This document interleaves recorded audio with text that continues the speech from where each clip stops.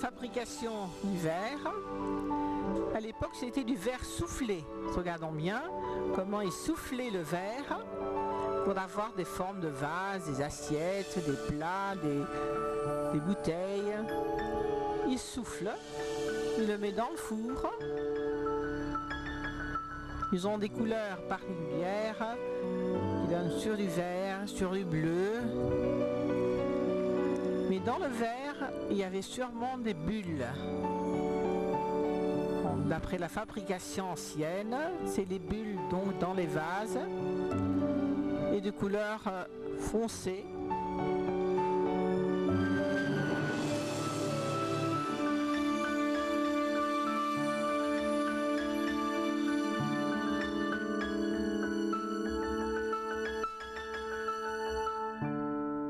Plus loin, nous voyons donc la momification. Comment l'ancien Égyptien, comme il croyait à la résurrection, il momifiait le corps pour le protéger.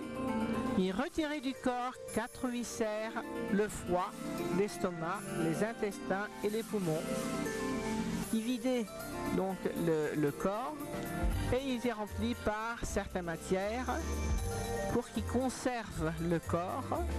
La momification des rois durait 70 jours, alors les personnes du peuple, dont 40 jours. Parmi les momies les plus importantes, les plus connues en Égypte, c'est la momie que nous voyons en face de nous. Donc Ramsès II et son fils Merenptah. Les vases avaient des têtes différentes des divinités qui protégeaient le viscère. Tête humaine, tête de babouin, tête de chien et tête de faucon.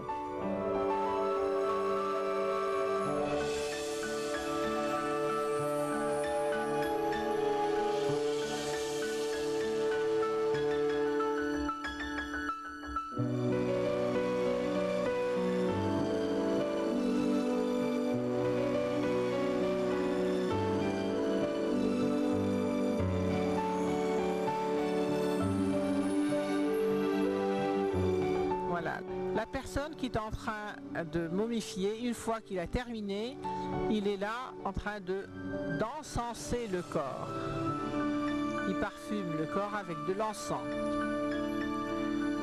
La momie est posée sur un lit funéraire avec une tête de lionne.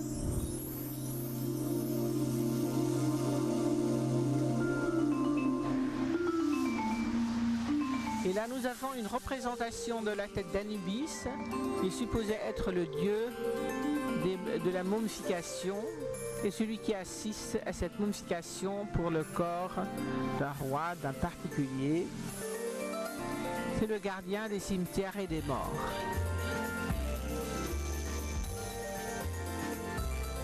Là, plus loin, nous voyons le potier. Il est en train de tourner sur le tour de potier, donc des vases, des pots, des cruches,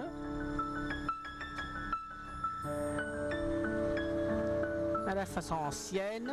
Il fait sécher d'abord au soleil, ensuite il le met dans le four, ensuite le décorer.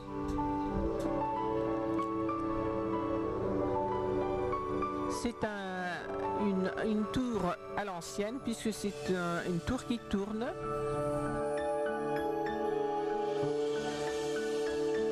Il forme son vase. Voilà, regardez. Le pied du potier, il bouge et il tourne le tour, formant par-dessus son vase.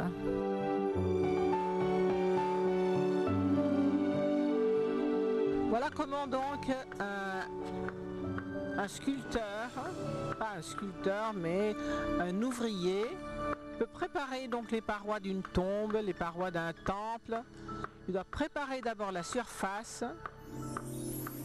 Il faut lisser la surface entièrement. Une fois que la surface est lisse, il va la poncer pour que ça soit donc de surface régulière. Par la suite, donc cette surface est quadrillée et dans ces carrés, il va placer sa figure. Donc la figure, elle est donc une forme étudiée. La tête toujours se trouve à la même hauteur, les épaules à la même hauteur, car c'était quadrillé, donc tout était mesuré. Et alors, par la suite, une fois que c'est terminé, il va faire son dessin. Le dessin est terminé, il va terminer par les couleurs.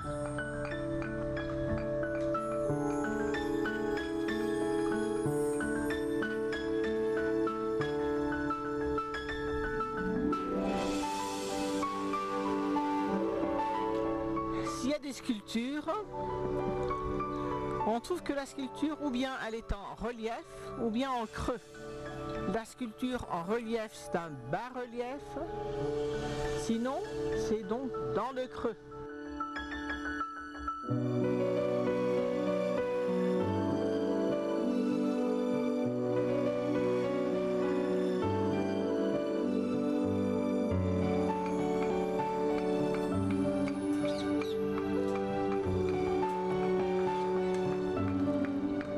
Le sculpteur, il travaille la pierre d'abord, il va former donc dans la pierre calcaire, du granit. Il faut donc essayer de trouver les proportions. En plus aussi, sur les statues, on doit quadriller pour avoir les dimensions idéales et sculpter la statue de profil. Comme aussi sur les bas-reliefs, les visages sont de profil.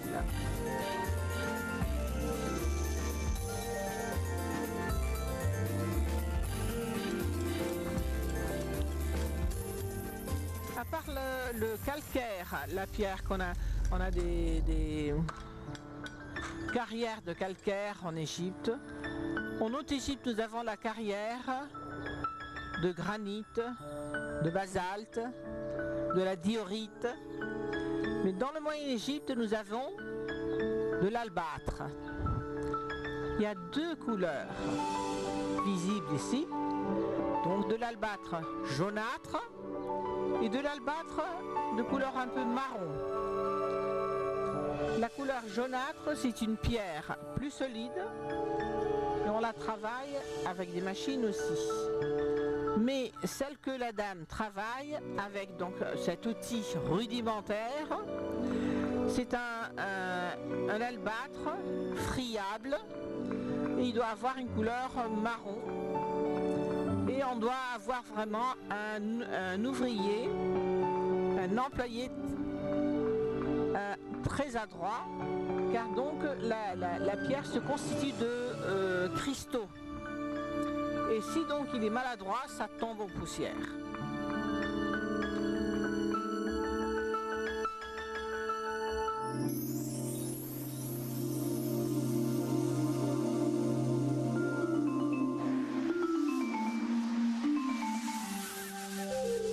Là, c'est le travail de menuisier. Il tient donc un tronc d'arbre pour le scier. Avec ce tronc d'arbre, il va pouvoir fabriquer des bateaux, des chaises, des lits. Nous avons trouvé dans le trésor de Toutankhamon pas mal d'objets en bois.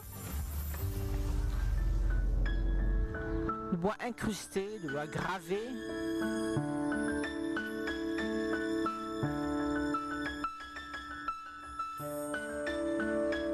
Et nous voyons aussi sur les parois des tombeaux le menuisier travaillant le bois en le sciant de la même façon que nous voyons ici et fabriquant donc des grands bateaux de voyage.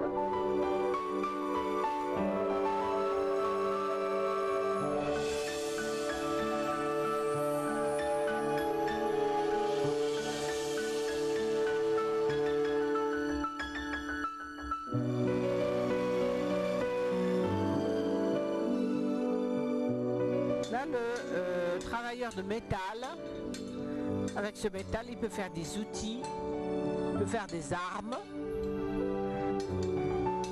Alors là, donc, il y a aussi des chars avec les roues, les boucliers, des couteaux, des dagues.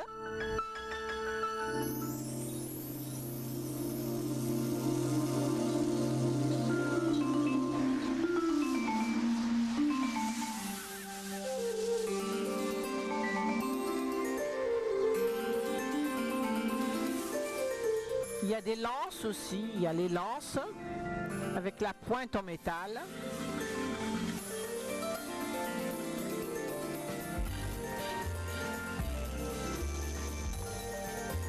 Voilà, vous voyez, donc les filles sont en train de taper sur les tiges de lin pour la fabrication du lin.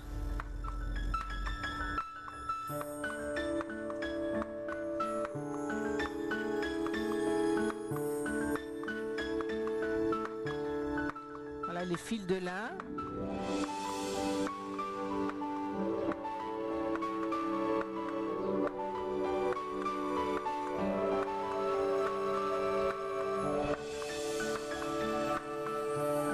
Là, ils rassemblent. Vous voyez la fille en train de faire les fils de lin.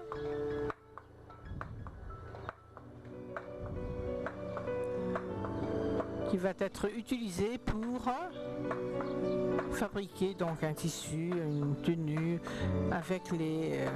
là vous voyez l'appareil à côté, c'est à basse lisse et à haute lisse.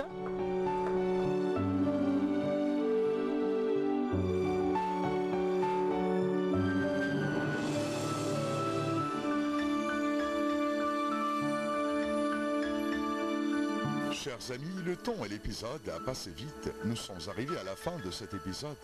Au revoir et à bientôt dans un nouvel épisode avec les grandes merveilles de l'Égypte ancienne.